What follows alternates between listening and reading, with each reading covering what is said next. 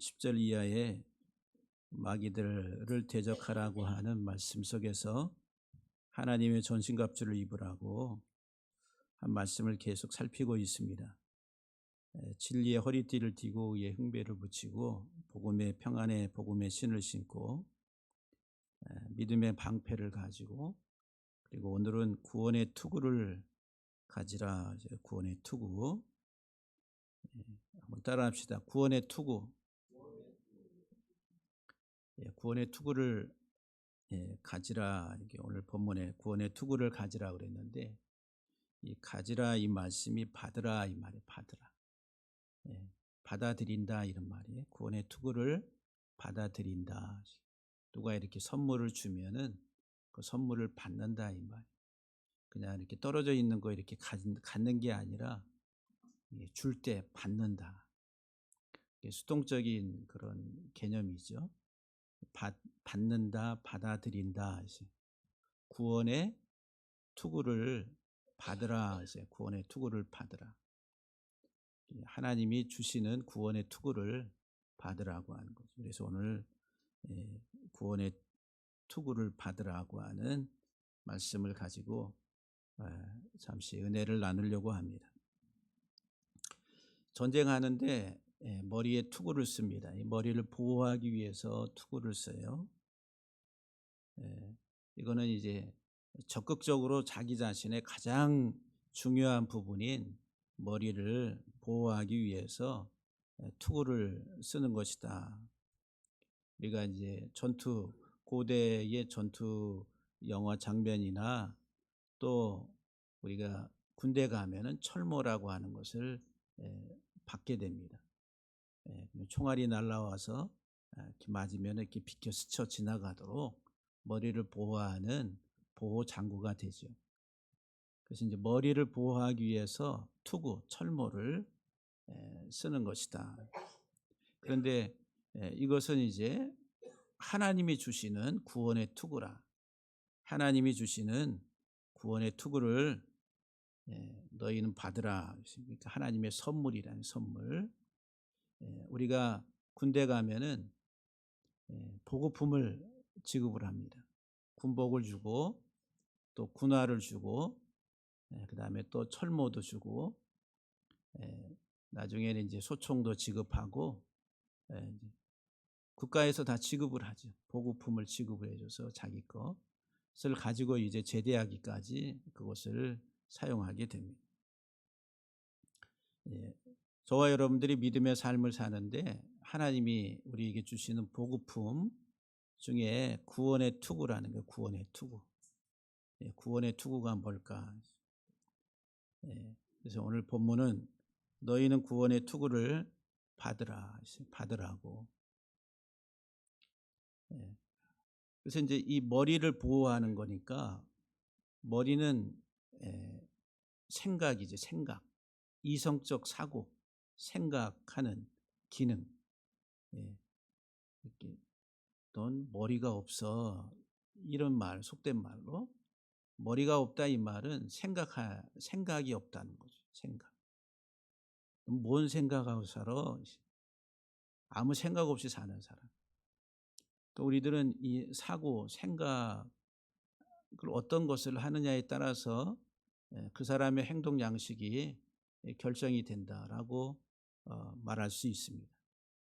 그러니까 생각한 대로 행동하게 되죠.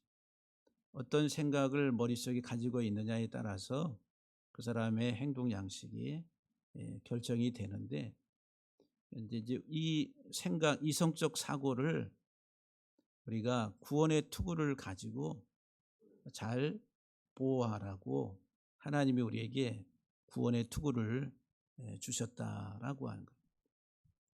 근데 투구긴 투구인데 어떤 투구예요? 구원의 투구라는 구원의 투구. 한번 따라합시다. 구원의 투구. 그러니까 하나님이 구원하시는 것에 관한 투구라.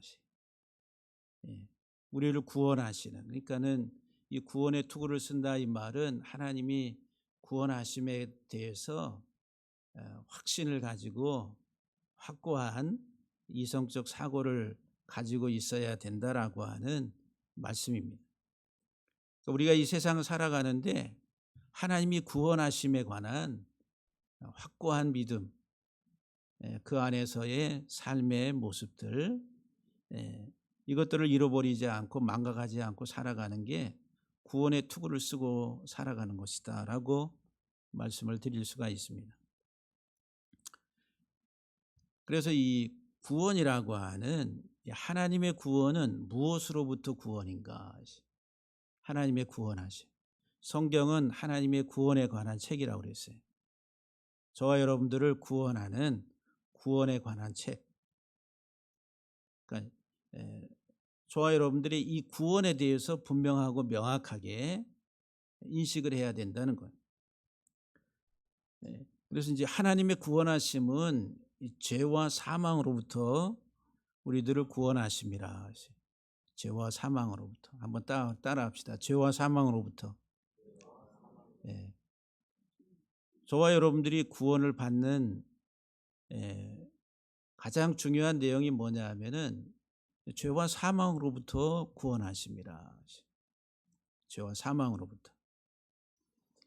그러면은 우리가 생각을 해보면은 상식적으로 생각하면은 구원받기 이전의 상태, 저와 여러분들이 죄와 사망으로부터 구원이니까 구원받기 이전에 나의 상태는 어떤 존재였나 라고 보면은 죄로 인해서 죽었다. 죽어 있는 상태라는 거, 죽어 있는 상태.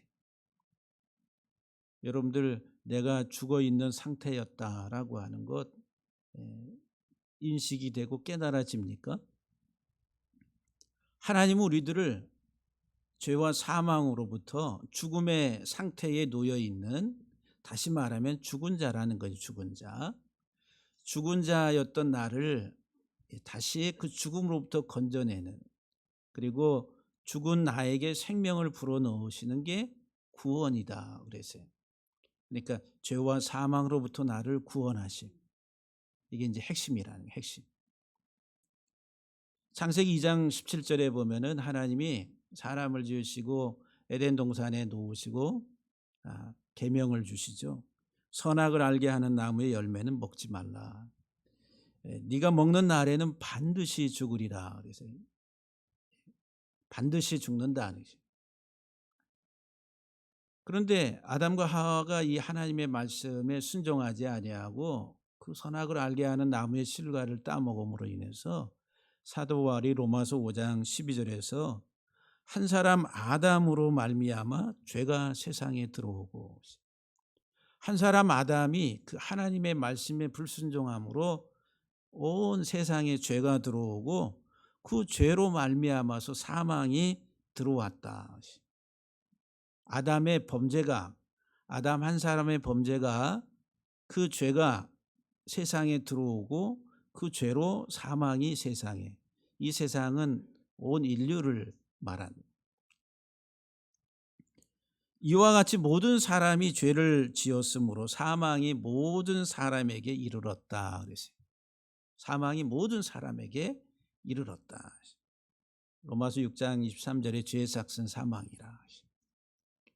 그러니까 하나님의 말씀에 불순종해서 범죄한 인류는 창세기 3장 아담 이후로 그 죄 아래서 다 죄 가운데 죽음의 상태에 있다라고 하는 거예요. 죄로 인해서 사망 선고받은 존재라고 하는 거예요.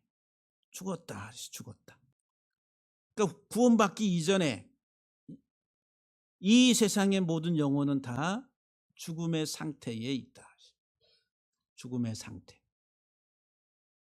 여러분들의 주변을 돌아보세요. 내 가장 가까운 형제, 내 가장 가까운 이웃들 가운데 여러분들이 이제 영의 눈을 가지고 바라보시고 이 사람이 죽음의 상태에 있는지 살아있는 상태에 있는지 보시고, 만약에 죽음의 상태에 여전히 있다라고 한다면 어떻게 해야 돼요? 살려야죠. 나 혼자만 사는 게 아니라 함께 같이 살아서 하나님 나라 가도록 그걸 놓고 기도하셔야죠. 예. 예수님을 알기 전에, 예수님을 믿기 전에 우리는 구원받기 이전의 상태는 다 죽음의 상태, 죽어 있는 자들이라. 그러면은 에베소 2장에서 우리에게 말씀을 줘요. 죄와 허물로 죽었던, 죽어 있는 우리의 그 삶은, 다시 말하면 이 세상에 죽음의 상태에 놓여 있는 자들의 삶에 대해서, 육적인 생명은 가지고 있잖아요. 그러니까 육적 생명을 가지고 있는 이들의 삶은 어떤 삶이었는가? 구원받기 이전에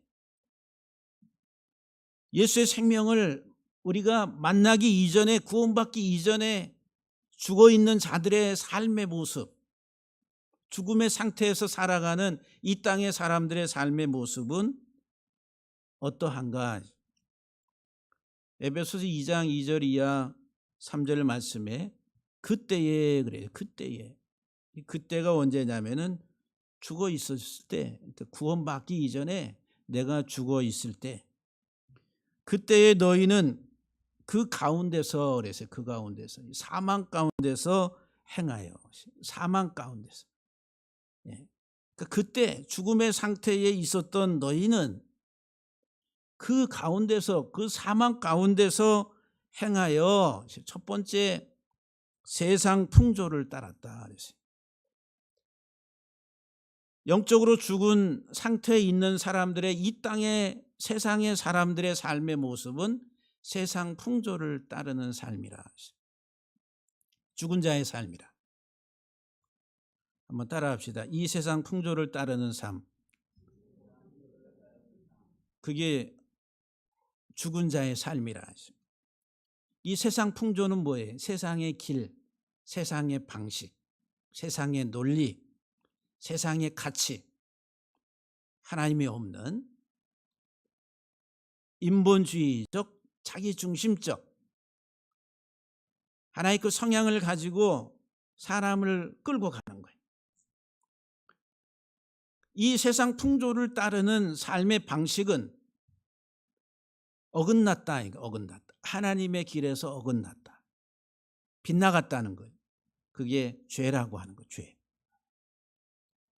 죄라고 하는 단어가 빗나가다, 어긋나다, 표적에서, 목표에서 벗어났다는 거예요. 하나님이 정하신 인생의 길에서 빗나간, 어긋난 삶이 세상 풍조를 따르는 삶이다라고 하는 거예요. 이 세상 풍조, 이 세상의 길, 이 세상의 방식, 이 세상에 사람들이 다 따라가는 그 길,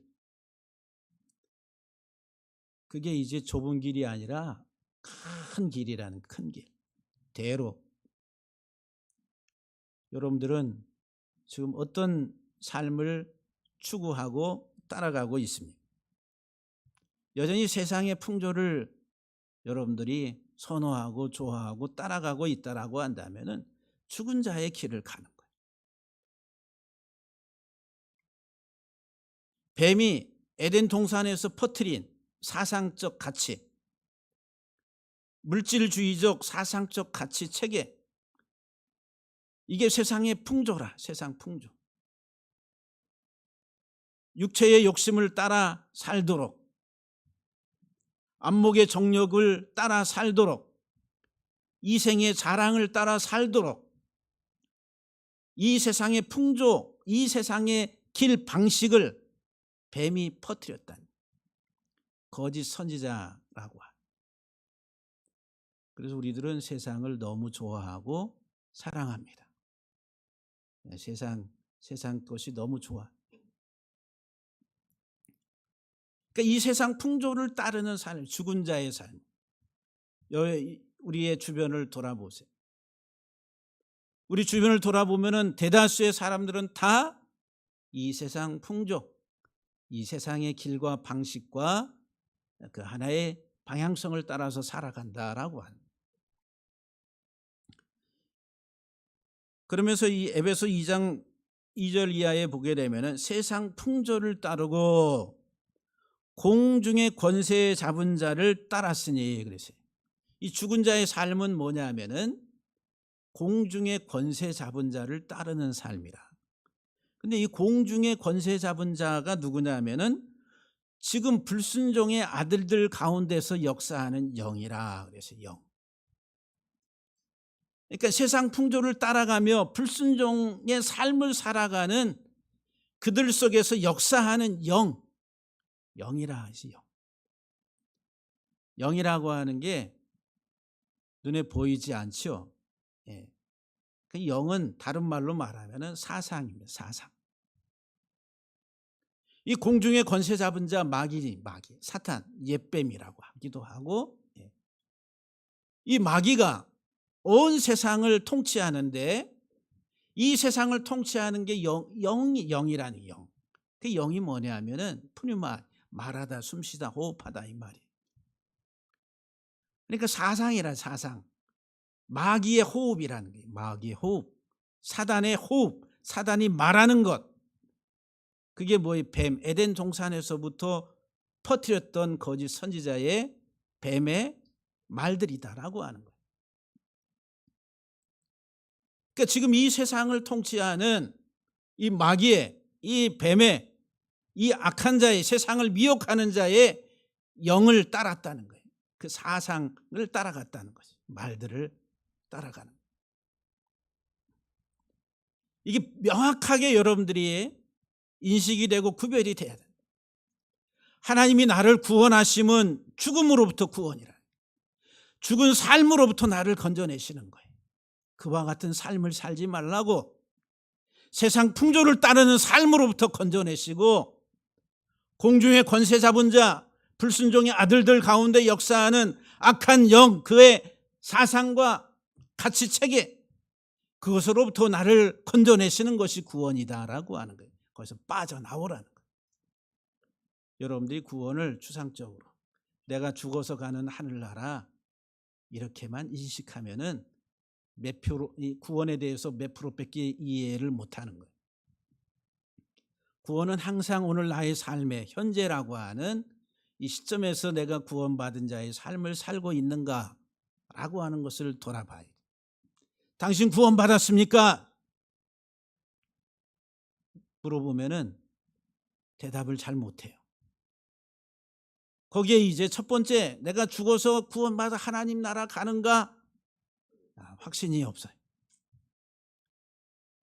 근데 더 중요한 것은 당신 구원받았습니까?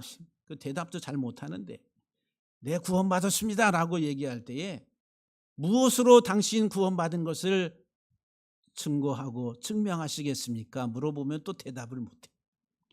내가 예수 믿고 천국 갈 거야. 그것만을 이야기하고 주장하려고 합니다. 현재 삶 속에서 내 이성적 사고, 여기에 구원의 투구를 쓰고 악한 영이 뿌려놓은 모든 거짓 사상과 가치 체계들을 다 뽑아내고 세상 풍조를 따르는 삶에서 벗어나서 이 세상적 가치가 아니라 하나님의 뜻을 따라 살아가는 내 삶의 구조 속에서 나는 구원받았습니다라고 여러분들 말할 수 있느냐. 구원의 투구를 쓰는 것은 단순한 어떤 머리에 하나의 철모를 올려놓는 그런 이야기가 아니다라고 하는 거예요. 내가 죽은 자의 삶의 모습은 첫 번째 세상의 풍조를 따르는 삶이고 두 번째로는 그 가운데 죄 가운데 사망 가운데서 역사하는 공중의 권세 잡은 자를 따르는 삶이었다라고 하는 거예요. 그게 불순종의 자녀들, 아들들 가운데서 역사하는 영, 가치 체계였다라고 하는 거예요.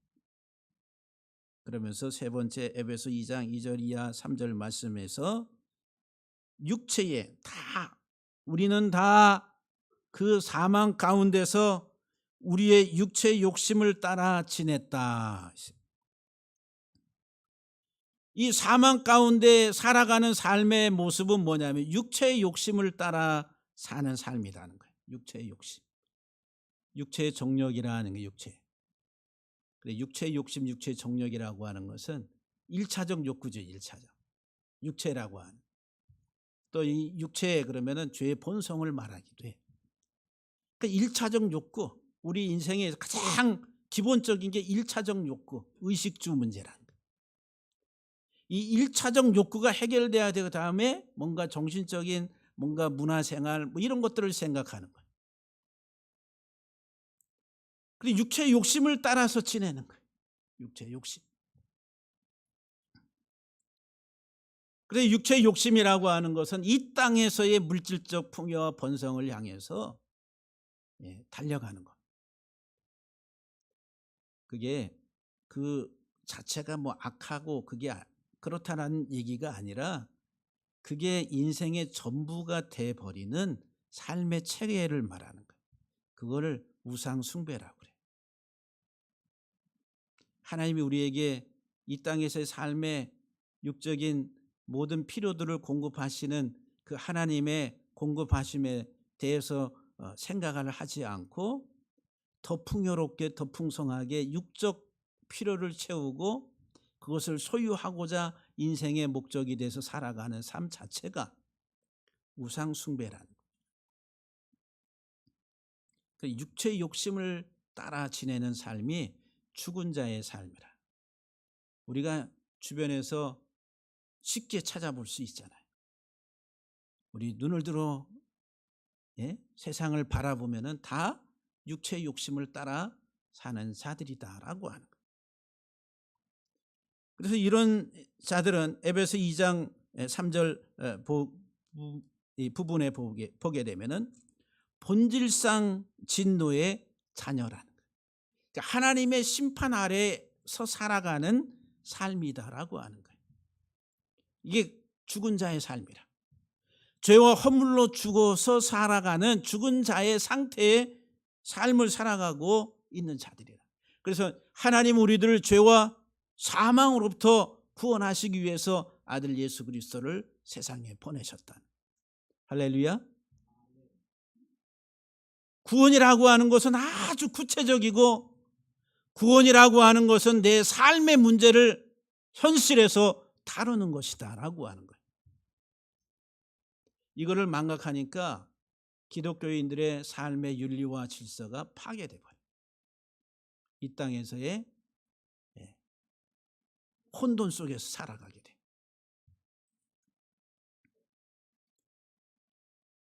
한 가지 더 우리가 생각해 보면 그러면 하나님이 어떻게 우리들을 구원하시는가? 구원의 방법에 대해서.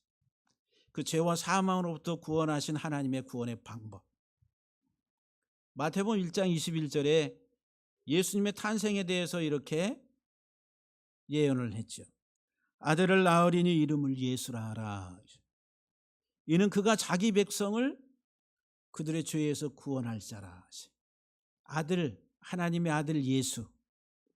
예수의 이름의 뜻이 뭐예요?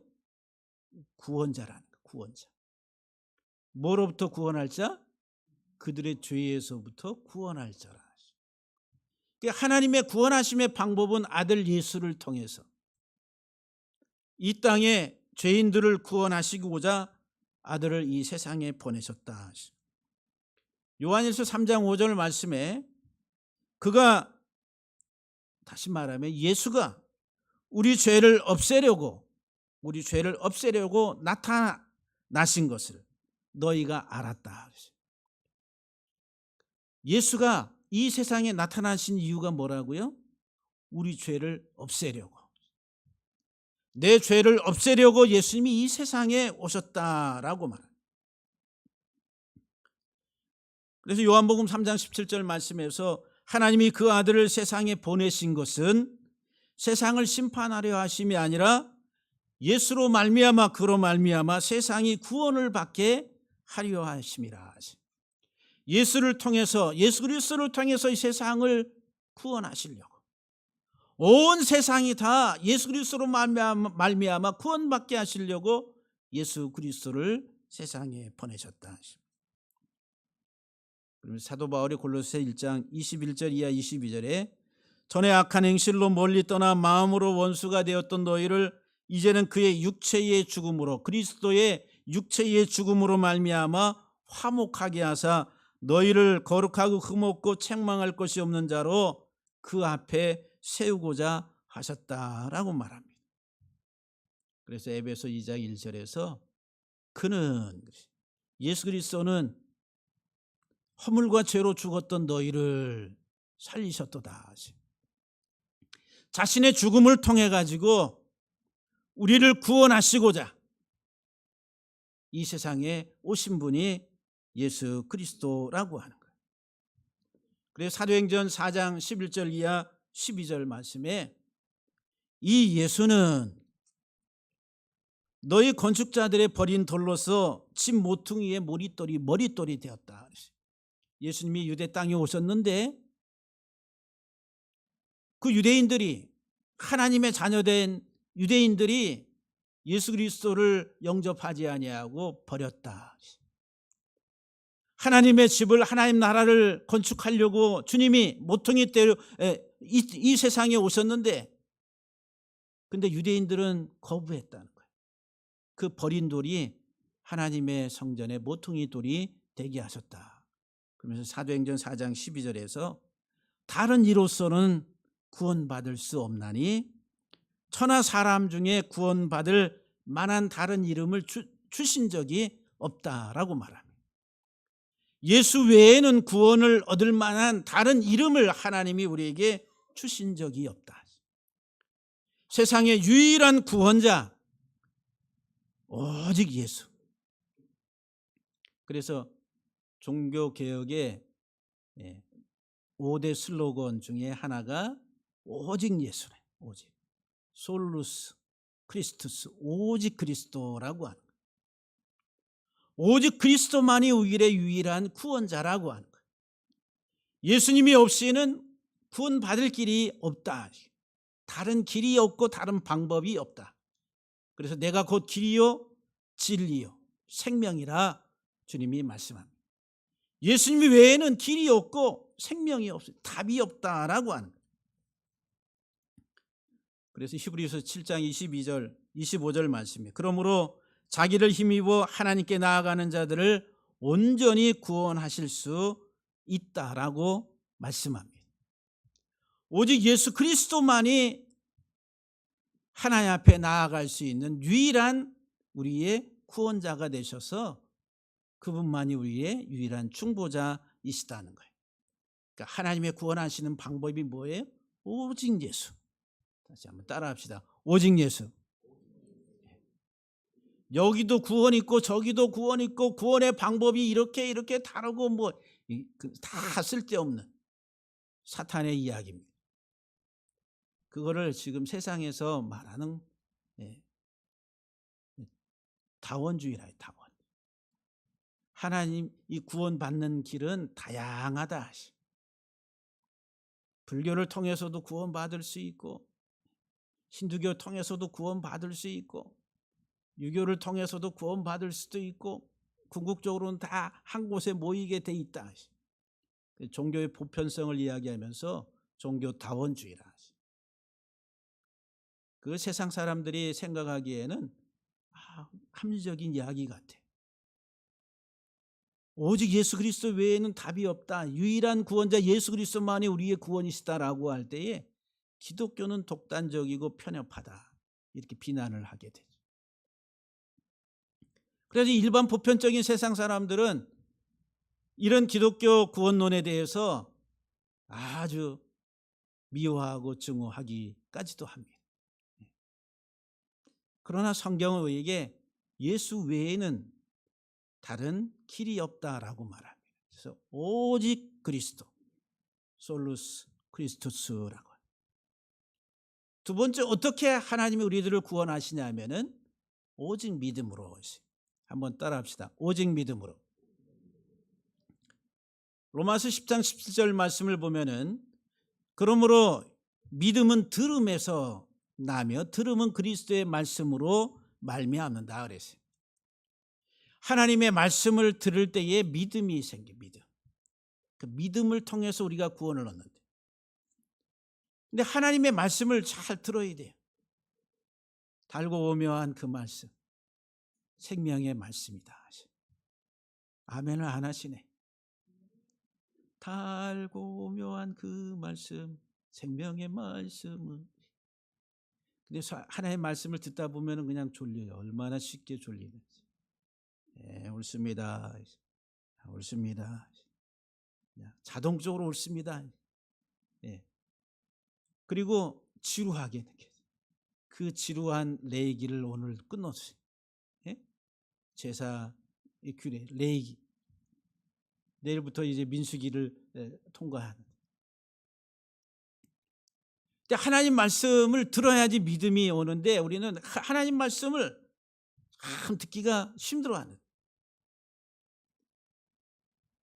마태복음 11장 28절 이하 30절에 예수님께서 이렇게 말씀하셨어요. 마태복음 11장에 수고하고 무거운 짐진 자들아 다 내게로 오라. 내가 너희를 쉬게 하리라. 나는 마음이 온유하고 겸손하니 나의 멍에를 메고 배우라. 어떻게 배우라고요? 예수님의 멍에를 메고 배우라고. 예수님의 멍에를 메고. 고대 사회에서 밭을 갈 때에는 이 2마리 소를 놓고서 거기에 멍에를 올려가지고 이랴 해가지고 밭을 갈아요. 2마리 소. 근데 2마리 소를 항상 하나는 어미소, 하나는 새끼소. 다시 말하면 하나는 훈련된 잘 익숙한 노동에 잘 익숙한 그 훈련된 소이고 이제 한 마리는 이제 막 이제 같이 그 일을 배워 나가야 될 그 소란 말이에요. 이렇게 짝을 져요. 그렇게 해서 밭을 갈면서 어미소를 따라서 이제 주인의 말을 따라서 이제 밭을 갈게 익숙하게 그렇게 길들여 간다는 거예요. 그래서 그 멍에는 그렇게 하나는 아주 그 어미소와 같은 익숙한 소에다가 올리고 하나는 새끼소에다가. 근데 예수님이 그거를 비유로 말씀하시는 거예요. 내 멍에를 메고 그랬어요. 예수님이 어미소가 되는 거예요. 그리고 우리들은 그 새끼소로 이제 막 이제 일터에 나가서 우리가 어떻게 해야 되는가, 누구를 따라서 배우는 거예요? 어미소의 이 발걸음을 따라 가지고 배우는 거예요. 그리고 예수님이 내 멍에를 메고 내게 배우라. 근데 그 전까지는 누구 멍에를 맸어요? 유대인들의 바리새인 서기관들의 멍에를 맸어요. 가르침의 멍에. 율법주의적, 종교적. 그래서 그것이 무거운 짐이라. 수고하고 무거운 짐진 자들아 그랬어요. 무슨 짐을 줬어요? 유대 가르침의 무거운 종교적 그 가르침의 짐을. 그래서 이제 율법을 세부적으로 안식일을 그렇게 쪼개고 쪼개가지고 이거 들면 돼요, 안 돼요? 안 돼요. 이거 무거워가지고 잎사귀 마른 거, 바싹 마른 거 하나 정도 가벼운 거는 허용이 되지만은 그 이상 드는 것은 다 노동이다 해가지고 들지 못하게 했다. 그렇게 쪼개가지고 율법을 가르쳤단 말이에요. 그 여러분들 그런 가르침 속에서 살 수 있겠어요? 숨 막혀가지고 죽겠죠. 그러니까 무거운 짐을 졌다는 거예요. 종교적 무거운 짐을. 오늘날에도 우리 사회에서도 율법주의로 때려잡는 게 제일 쉬워요. 이것도 못하면서 집사가 권사가 돼가지고 그러면은 이제 권사님들, 집사님들, 장로님들 권사답게 집사답게 막 해가서 때려잡으면 어떻게 돼요? 아, 못하니까 그냥 아유 할 말도. 그러다가 이제 버티다 안 되면 그냥 들이받겠죠. 예?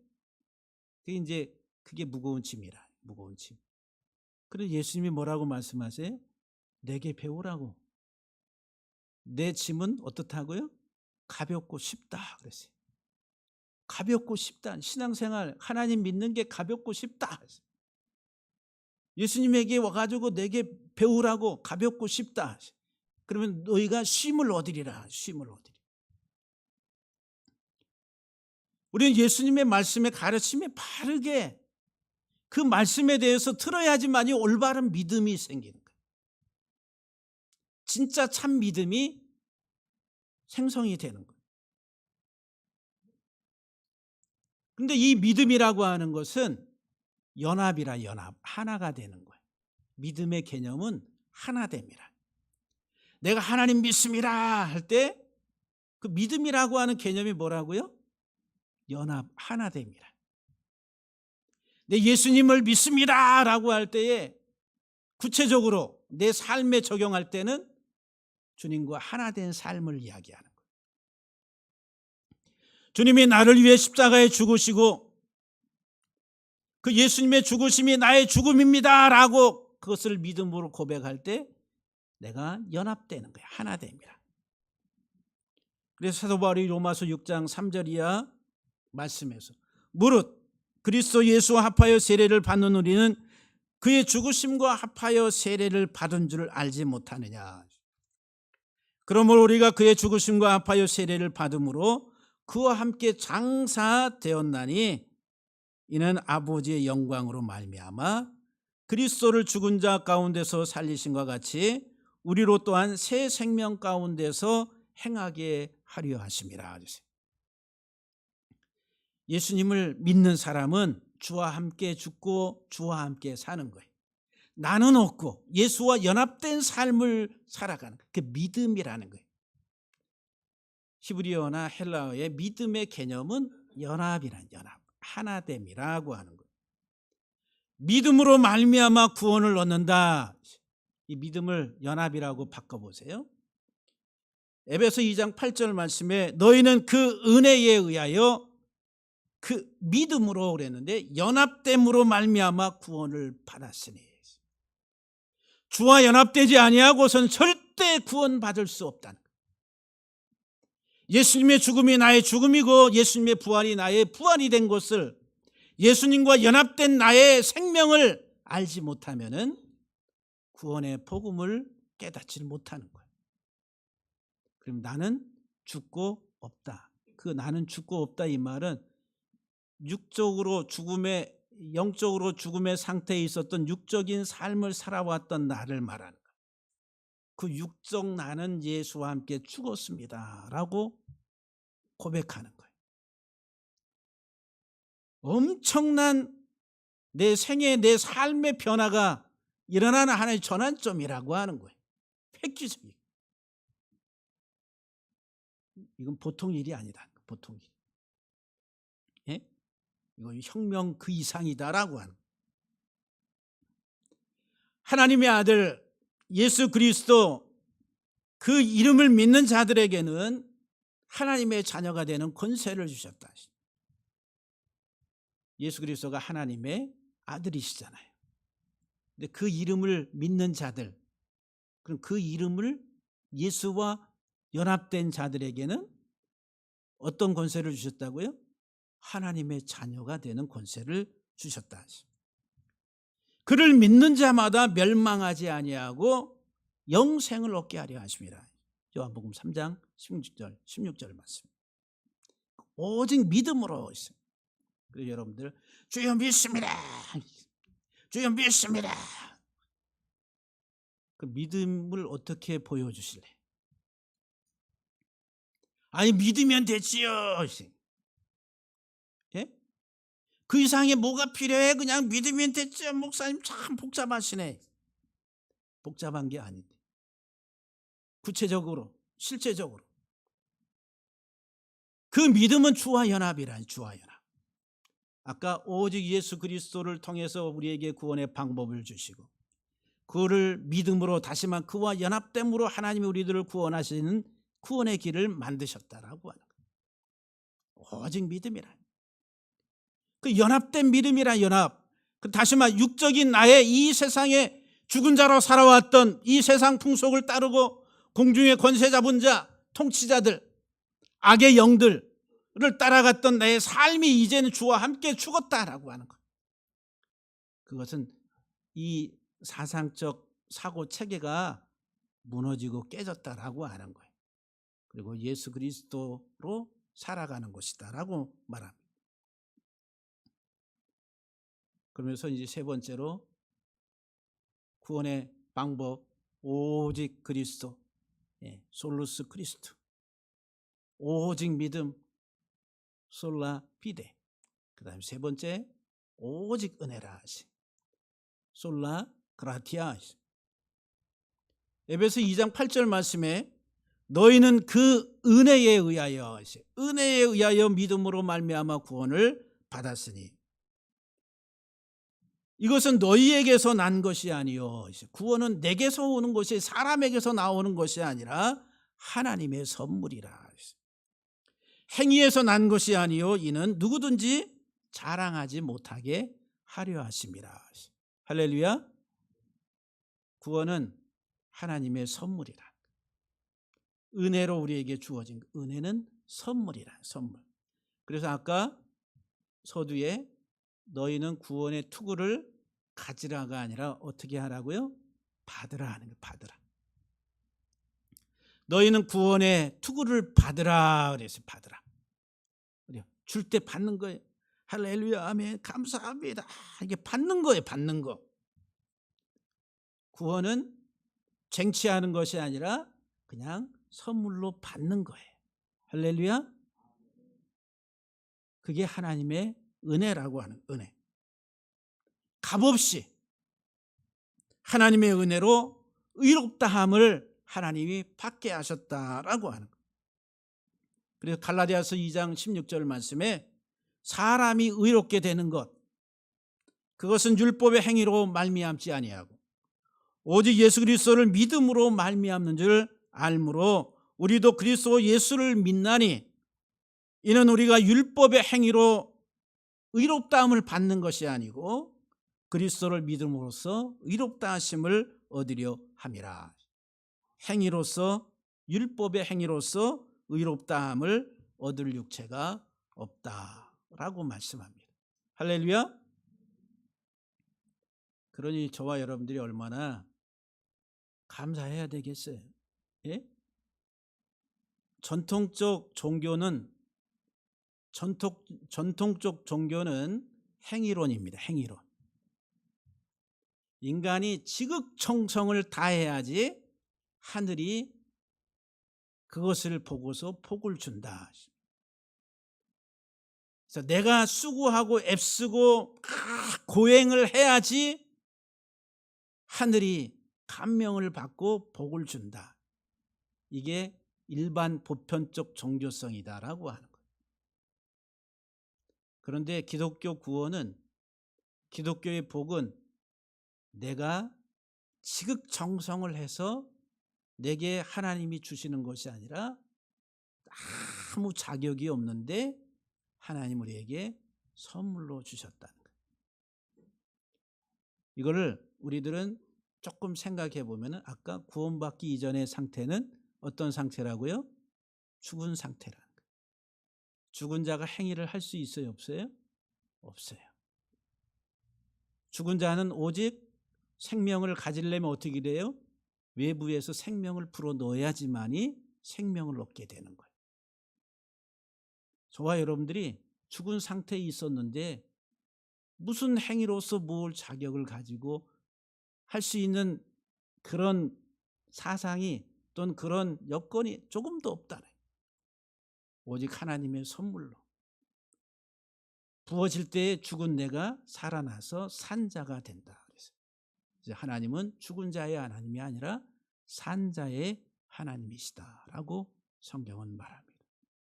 아무쪼록 우리 사랑하는 성도 여러분들 머리에 하나님이 주시는 구원의 투구를 쓰시고 구원의 확신과 그리고 구원의 기쁨과 감격 속에서 하나님을 온전히 찬양하며 살아가는 우리 삶이 다 되기를 주의 이름으로 간절히 축복합니다. 할렐루야.